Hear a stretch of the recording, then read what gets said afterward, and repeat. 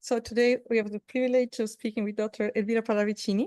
She's a professor of pediatrics at Columbia University, and she is a founder of the Neonatal Comfort Care program. The NCCP was established in 2008, and it provides specialized compassionate care to newborns with terminal conditions. And she also helps families during these difficult times. She is Italian. She studied in Milan, and then she moved to the United States and perfected at Harvard University. And then in 2024, Dr. Parravicini was honored with the prestigious Notre Dame Evangelium Vitae Medal, which is the United States highest award for heroes of the pro-life movement.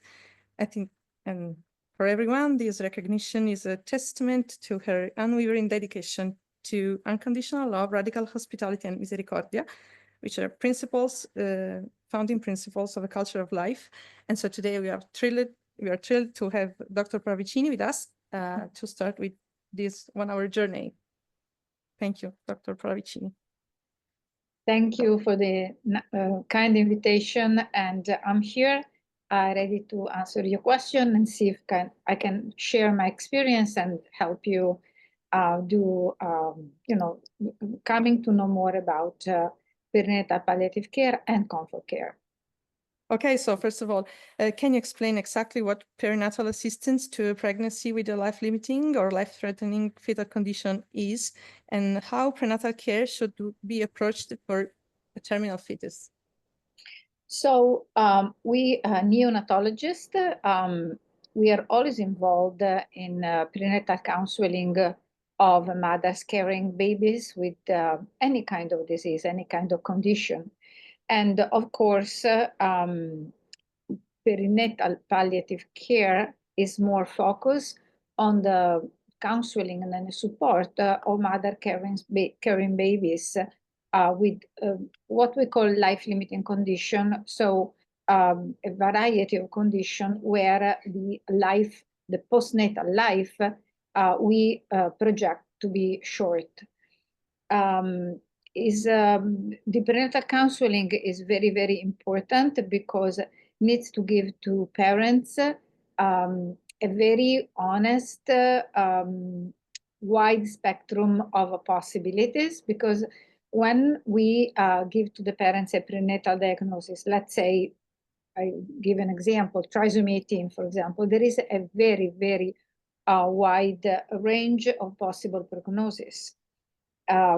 Starting from death in utero, going for exceptional cases to life for several years. And so it's very important that we, either upon our experience or based on data from the literature, we provide a very, very honest picture of how this baby will be later on. And of course, there is a medical part where we give to parents this honest,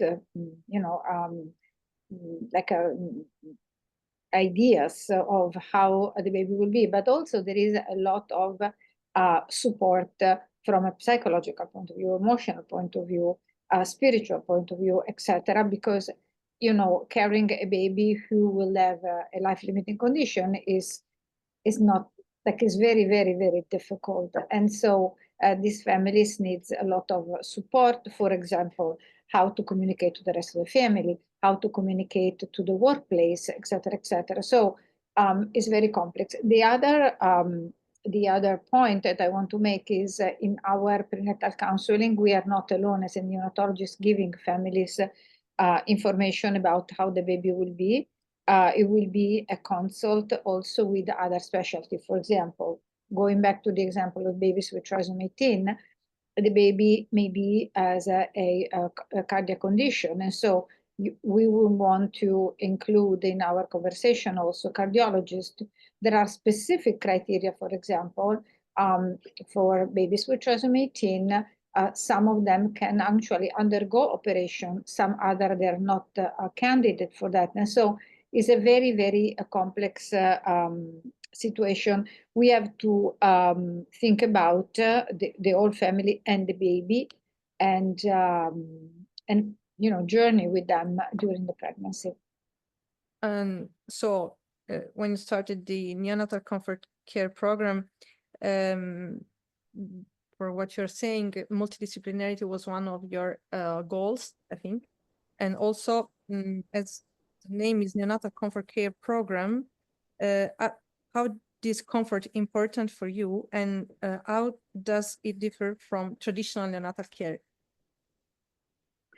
So when a baby is born with a severe condition, but can be healed, perinatal care means, share with the parents what is going to be the postnatal care, being at the delivery, take the baby to the NICU, and basically treat the baby medically or surgically according to the condition, which can imply invasive procedures, mechanical ventilation, surgery, whatever is needed. Obviously, also in these cases, taking care of sedation and, whatever, baseline care is needed for the baby. When we have a baby with a life-limiting condition, a baby with anencephaly, for example, or renal agenesis, where we know that their life will be very, very short once they're born, the whole focus is comfort. What does it mean, comfort for a baby? I mean, this is really easy, not only for a neonatologist, I think for anybody. How a baby is comforted. Baby needs to bond with the family. Baby needs to eat if they're hungry and they live more than a few hours.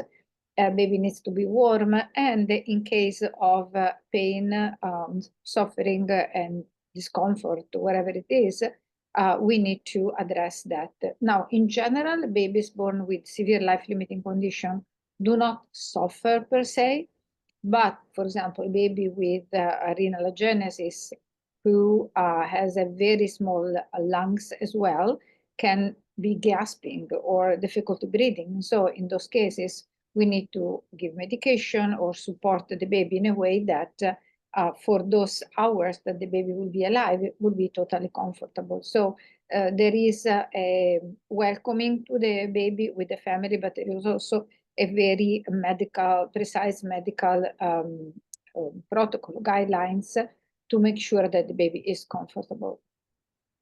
Yeah, indeed. But what inspired you to start your program, and what motivated you to dedicate to the development of this program, and also about the fact that you said that a great important thing is that these are medical conditions, and so these are medical issues, and as you said, you need to adequate the treatment to these difficult medical conditions, and then I would ask also what bioethical principles are fundamental for your program.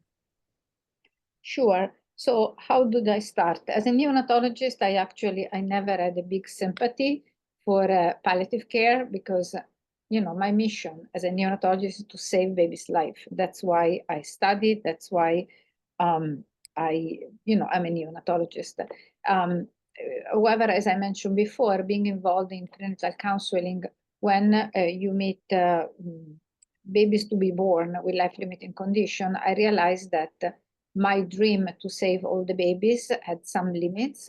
And so I understood that save the life of these babies meant serve the life of these babies.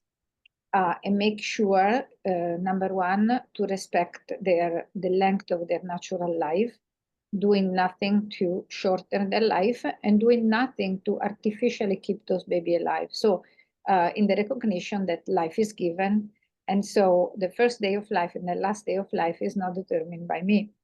And so working in New York at Columbia University, where we have many patients, and so many cases of mothers carrying babies with life-limiting condition, I was disappointed by the fact that babies with those life-limiting conditions were brought to the NICU, of course, nothing was done to keep them alive because they have a life-limiting condition, but were far from the parents.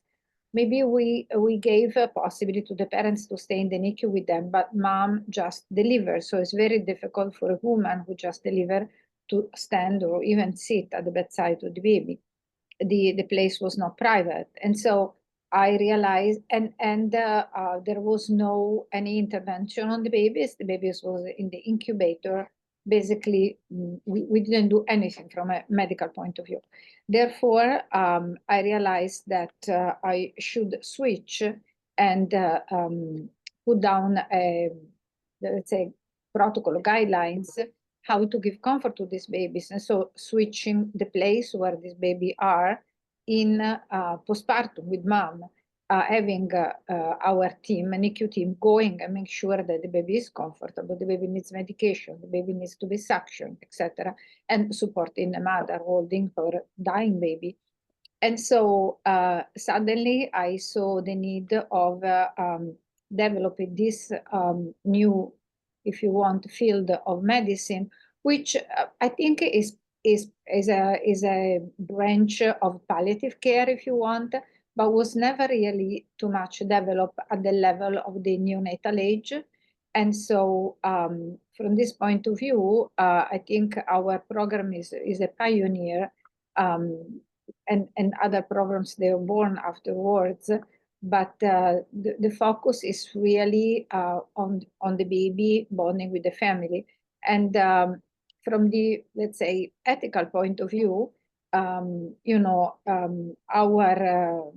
belief is that every human being, every baby, even if they live after delivery for a few minutes or few hours, every human being has a profound value. We always discuss with the families that, no matter what, this is their precious baby. And so if an individual lives for 80 years of 8 minutes, it's absolutely the same. And so the baby deserves our attention from a medical point of view, from a dignity point of view as well.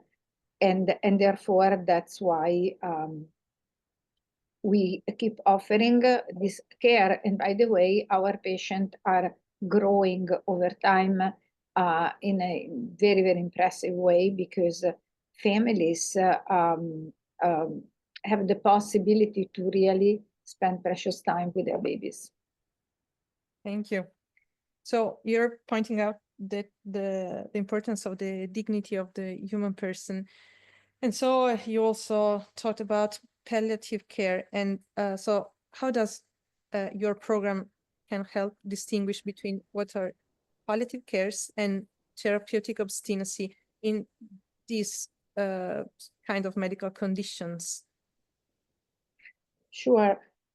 So, we, I'm a physician, and so whatever works in the medical field needs to, in front of a diagnosis, needs to develop a prognosis.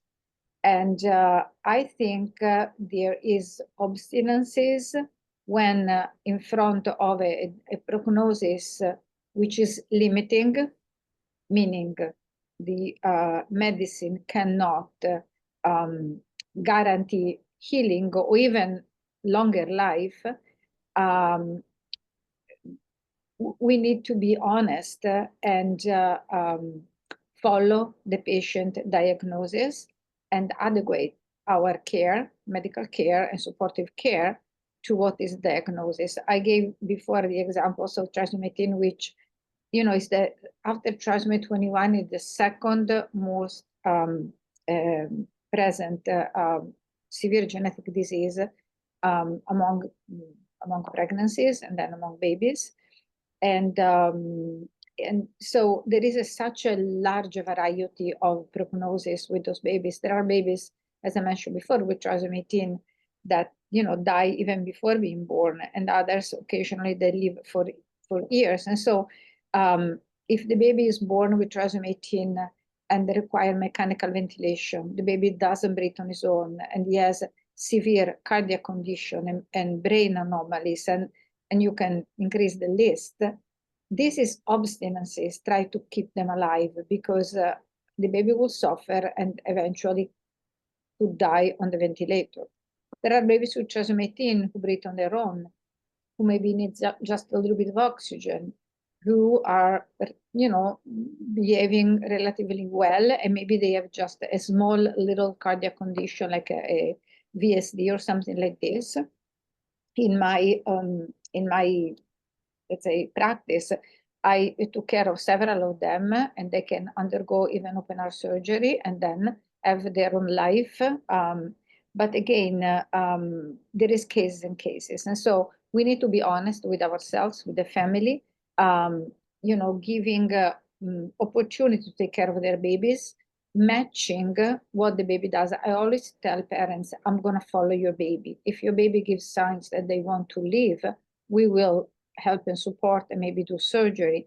If your baby gives signs that that's too much, many organs are involved, then we have to go for another direction, which is a palliative care, which, and palliative care, again, the definition of palliative care is a care that doesn't prolong artificially life and doesn't shorten life as well. And so follow the life.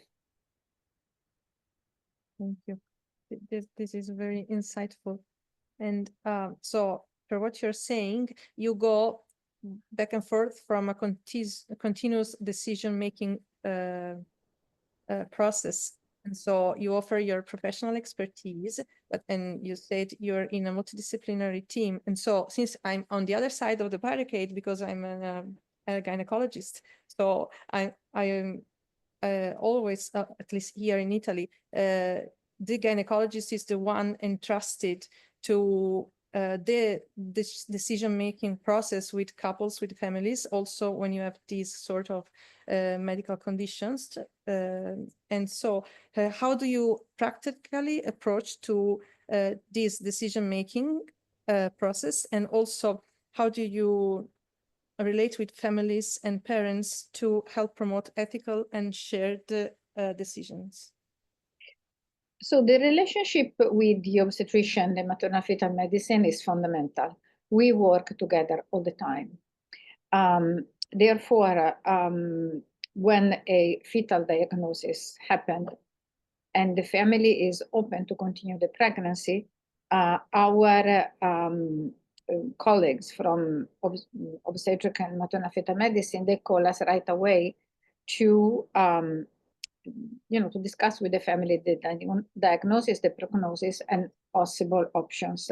And again, I try to be very honest with the family, and then also ask to them what is important. Is give an idea of how the baby will behave once the baby is born, if the baby is born alive, and try to understand what is important for them, and then matching the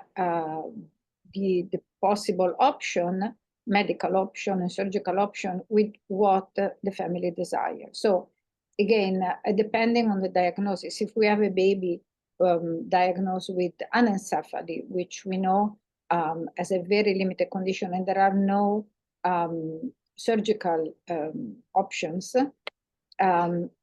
some parents would just want to hold the baby. What is important to them is bonding. Occasionally, I saw babies with anencephaly living more than a day or two, maybe living 2 weeks. For some parents, it's very, very important. Take the baby home. We can even help that to happen, providing dressing to the head, having a hospice agency going home, supporting the parents when the baby dies, or things like this. Again, the case of, I go back to the case of trisomy 18 because it's the most frequent and the one that offers the most different options.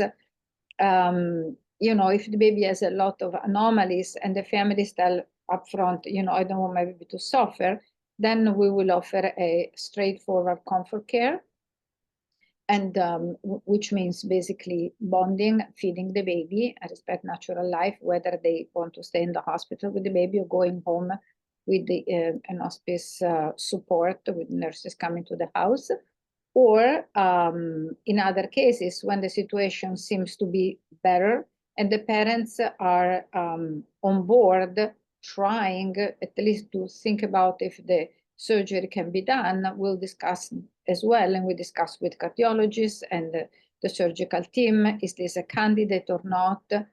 So, you know, the family has a very important role in the conversation, because this is their child. And so unless they want to make a decision which is against the dignity and the life of the baby, we can accommodate the place where to take care of the baby, somehow the treatment as well. And the most important thing is to gain trust of them. That's why our program follows prenatally at birth and postnatally these families. It is like all these are our primary patients. So there is a continuity of care along with the obstetrician and then other neonatologists involved, cardiologists, etc. But I think, you know, parents are those who love that baby, and so they have a very, very important role in the discussion. Well, so since you're speaking about parents, and I think as you're on the age of promoting the culture of life, what do you think is more important for parents, and what makes them decide to go on with the pregnancy complicated with a threatening life condition? Because the majority of people think, okay, it's better to terminate this pregnancy and not going on carrying this very difficult condition. You know, when you discover that you're pregnant, is like a joy, a dream, and you know, you expect a beautiful baby. And so anyway, when you receive such a diagnosis, is like a terrible drama. Really, really, really terrible, is unthinkable. And the parents are destroyed and they are afraid to get to a point where you will hold in your arms your dying baby. Is unthinkable, unthinkable. That's why our program support families throughout the journey, because you cannot face such a thing on your own. By default, I believe any human being has a heart and loves their children. Obviously, this is a default. I mean, whatever choice parents do, I think there is always a root starting from their love for the baby, and because they don't want the baby to suffer, they don't want the baby to suffer or to be in trouble. The problem is when you love, you want that person to live forever. And in those cases, it's very hard. And so I think we want to support the parents in their, you know, hidden desire to love this baby forever. And at least during the journey, we can help and stay with them. So much so, we need also to have a psychologist on board, to have a nurse, a midwife, other people aside the doctors that can discuss, support, talk about, share other experience, etc. Because you know, giving.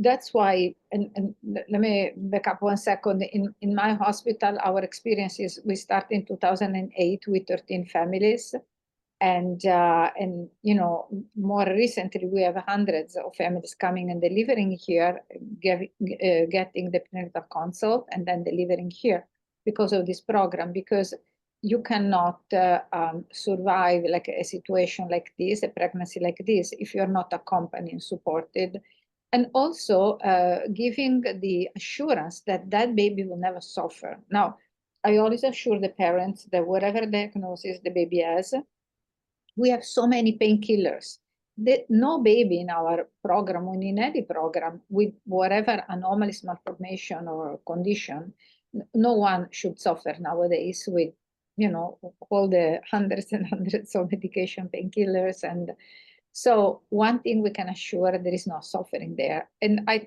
tell them, your suffering is yours.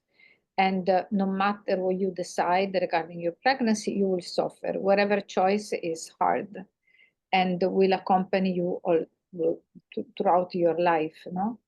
But we will give an option that at least your baby will be respected in their dignity, in their life, and will not suffer.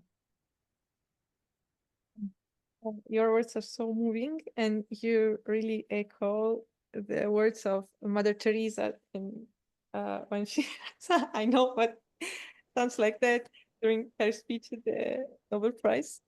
Yes. So you're mentioning suffering and helping parents understand that the suffering they bear cannot pass, but you can help them in handling their suffering.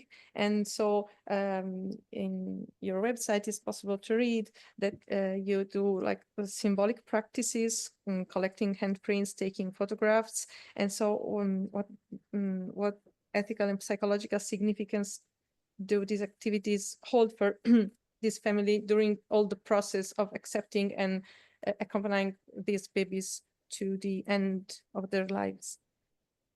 As I was saying before, you know, human love is, you know, the ideal of human love is to love forever. Now, we are made that way, everybody, regardless of, you know, geography, religion, culture, whatever. And so producing memories is something I think essential, because that baby, even if he or she lives for a few minutes, will be forever with that family. And providing memories is a way to give even more dignity and value.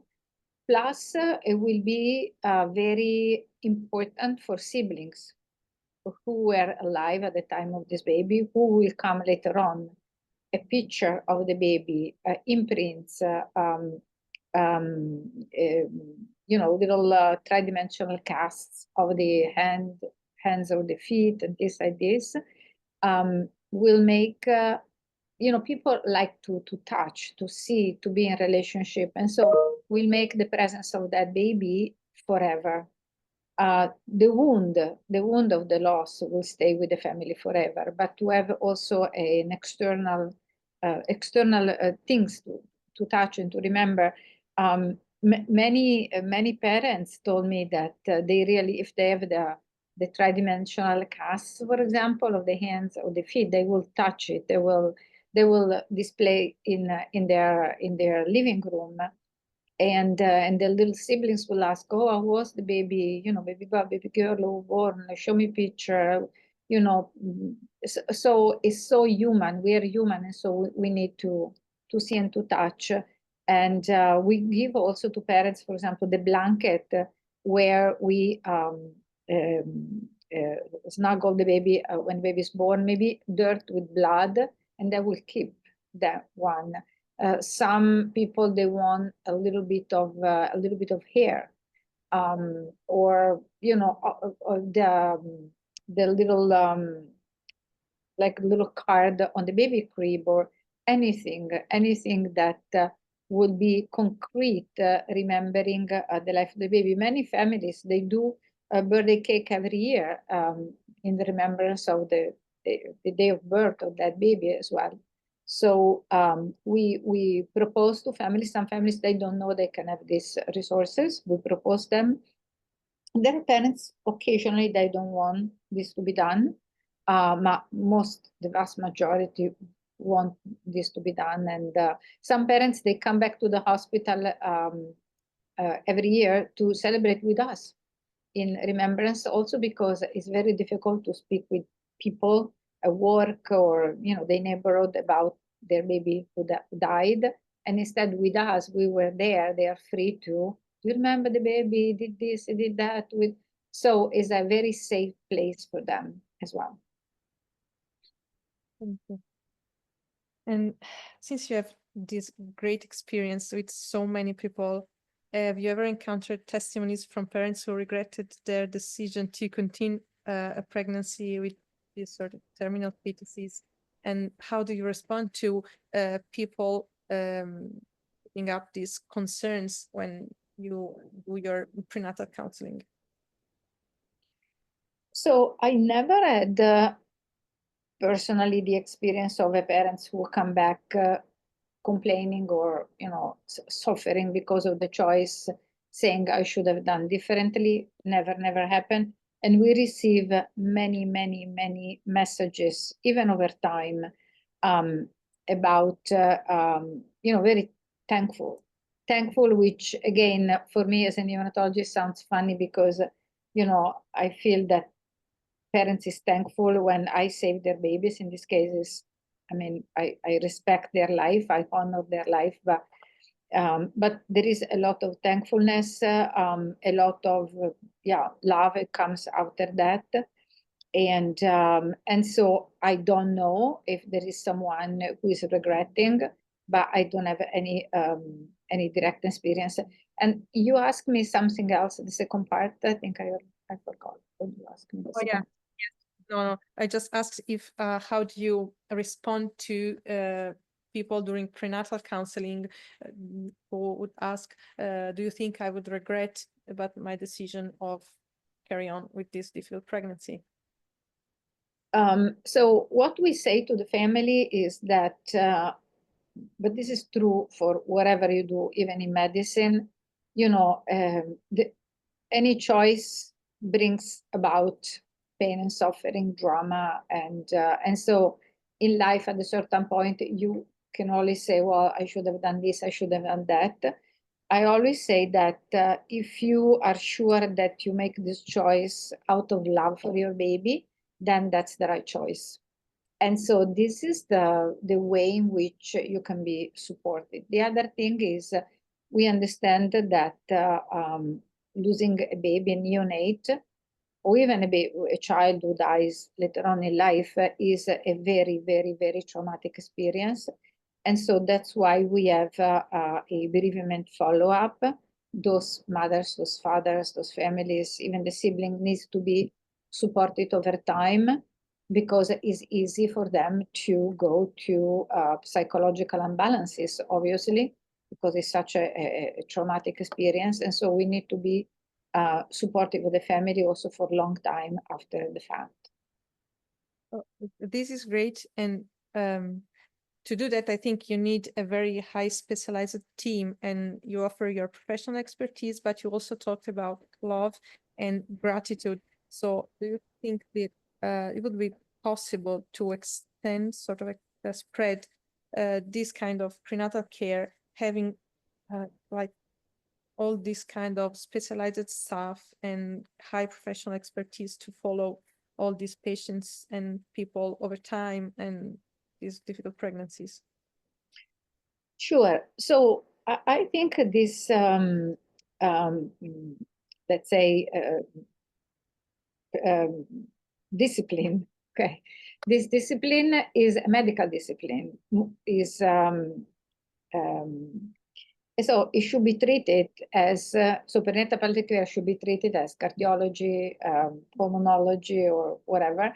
And because it's needed for patients with short life. And again, as I said before, is a branch of palliative care. It's pretty new and not that spread out. So we actually organize a training course, intensive training course, 3 days in New York every year. This year will be in November. And we have international scholarship also for doctors in training, meaning fellows, residents, and things like this, and nurses, just because it's very important. And although the families are relatively less than those who have a normal pregnancy, is very important because these cases happen all the time. So I think is something that can be done.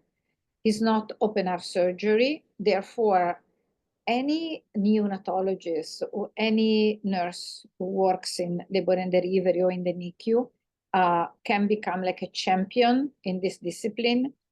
when I started in 2008, I started on my own. So I started following these mothers. I was at the delivery. I took care of their babies. And over time, I was, fortunate enough to have, foundations who supported this project. And so I was able to hire a midwife, a nurse, a social worker, psychologist, etc., etc. But for years, I did on my own. And it doesn't require big means in terms of, as I mentioned, it's not open heart surgery, so it's just you, the relationship with the family and with your patient. So definitely something that everybody can do. And also from a professional point of view, allows you to answer to a request from a patient who doesn't need open heart surgery, who doesn't need antibiotics, who doesn't need very high technical medical support, but needs a specific treatment which can be done and can be done easily. So you mentioned that you started on your own and then you started to get funds and so on. But do you think there is the possibility to make this medical branch enter into a more global standard or become a palliative care model worldwide, also in nations where that are very different from the United States, like Italy, where we have a national health system and not the insurance? And how do you think this could be done also on a bioethical level? So this not only can be done, but is happening, for example, in Italy, in Bologna, Sant'Orsola, Bologna University, Dr. Chiara Locatelli. She actually more than 10 years ago worked with me for a couple of years, and she built up a twin project called Percorso Giacomo, out of the name of the first patient that they had. And she does exactly what I'm doing. There are other centers in Italy. I mean, I know her very well because I think it's the largest in Italy right now, but there are other centers. And I have doctors and nurses coming from Italy every year to my intensive training program. There are a couple of important centers, for example, in Moscow, in Russia. I've been working with them a lot. They came in 2019 to learn. And after that, they have so many patients and they work in different hospitals in Moscow. We had basically every year participants from all over the world, more than 20 countries, aside from the whole United States. And there are in literature articles talking about perinatal palliative care from Singapore, from Ireland, from Japan. So yeah, it's spreading all over. It's just a matter of willingness. We need champions who say, okay, I'm just going to start. And I'm always available for consultation. And then I strongly invite people to come to this training, not because I do this training, but because I think it's pretty unique. And because we have so many years of experience, we can share what we do. In our website also, there are publish our guidelines. And so people can go on our website on the for clinician section and get guidelines. And we wrote articles in literature as well. So we are here to help. Our vision is that in all over the world, every family carrying a baby with life-limiting condition, every child with life-limiting condition should be treated with comfort. Thank you. And since your life is totally committed to the children and to palliative care, and it's very visible from your passion, but how this all, I would say, stuff impacted you personally and also professionally? So professionally, I basically, start from nothing to build a new discipline. So it was very, very, very interesting. That's why also I'm teaching, etc. But also personally, because I go back to what I said in the very beginning. me as a doctor, our dream is to save patients' life. We go to medical school for that, to decrease the suffering, but especially to see the little babies with little lungs, you put in mechanical ventilation, and then you do many things. And after 6 months, the baby goes home. And after, it happened to me, 18 years, the patient comes back, this big, tall guy who just finished college, said, doctor, you saved my life. And then I start crying because I'm moved. So that's why I went to medical school. But I also need to be realistic and not to be obstinate and try to be aggressive at any cost. Also because if, a baby destiny is to have a short life, there is nothing the medicine can do to change this. And therefore, I learn that saving life is to serve life. Life is given, and I want to serve life and not to impose my project. Really, again, moving. And do you have any final thoughts that you want to share, or something that you think we did not touch during this interview? I mean, I think we spoke pretty much about everything. Maybe my last, I just underline what I said before, that I invite anybody who's interested to come to learn about this discipline, to spread this discipline, because it's the support for so many families and so many babies. And it is possible to serve life all the time. So yeah, so I'm open to welcome to my training and even to conversation, people who wants to learn more about. Thank you very much, Dr. Parravicini. And I hope that this interview could broaden and increase the knowledge and of what prenatal palliative care is, because many people in the world really do not know and do not know about this whole possibility of accompanying these babies. Really, really, really thank you for your time. And thank you for the opportunity. Thank you.